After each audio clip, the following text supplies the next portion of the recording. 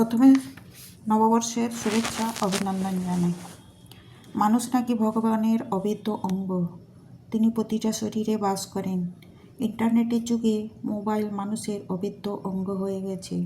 কাকে খুঁজে পেতে গেলে মোবাইল নাম্বারে কল করলেই ওই ব্যক্তিটির কণ্ঠস্বর শোনা যায়, তারপর তার সম্বন্ধে যাবতীয় তথ্য পাওয়া যায়।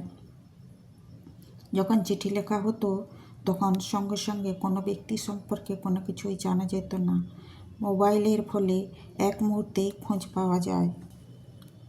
সে কোথায় আছে, কি করছে, পৃথিবীর যে প্রান্তেই থাকুক, তাই একে মানুষের অভেদ্য অঙ্গ বলা যেতে পারে।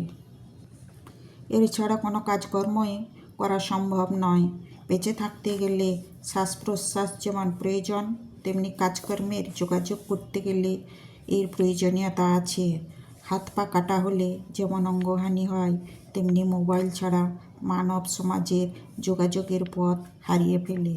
মানব জীবনের এর অধিকারের জায়গা অস্বীকার করা সম্ভব নয়।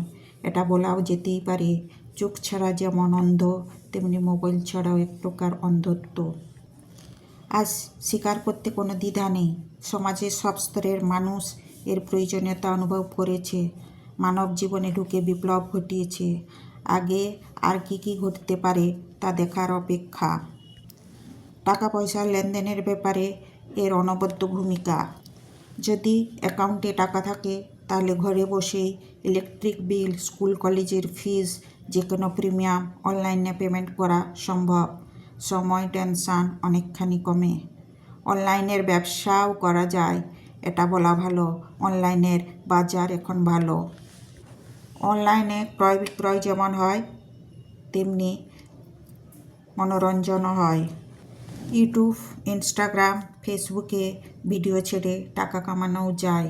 চাকরির দুর্মূল্যের বাজারে রোজগারের রাস্তা খুলে দিয়েছে। হয়তো আগামীতে আরও নতুন কিছু আসবে। কারো লোকেশন জানতে চাইলে গুগল ম্যাপ তা বলে দেয়। মোবাইল হারিয়ে গেলে ফোন ট্র্যাক করে তার অবস্থান জানা যায়। অ্যালার্ম দিয়ে আপনাকে জাগিয়ে তুলবে। ঘড়ি না থাকলেও সময় ও দিন বলে দিতে পারে। অনলাইনে ঘরে বসে বিভিন্ন জায়গা ঘুরে আসতে পারেন। জন্মছকের মাধ্যমে জ্যোতিষ পরামর্শও নেওয়া সম্ভব। সিরিয়াল, সিনেমা সব কিছু ঘরে বসেই পাওয়া যাচ্ছে। এ হচ্ছে মুশকিল আসান। মোবাইল না বলে মুশকিল আসান বললেও অত্যুক্তি হয় না। এই ছোট্ট একটা জিনিস কত বড় বড় সমস্যার সমাধান করছে তা তো সবাইয়ের জানা। একে ছাড়া মানুষ অসহায়।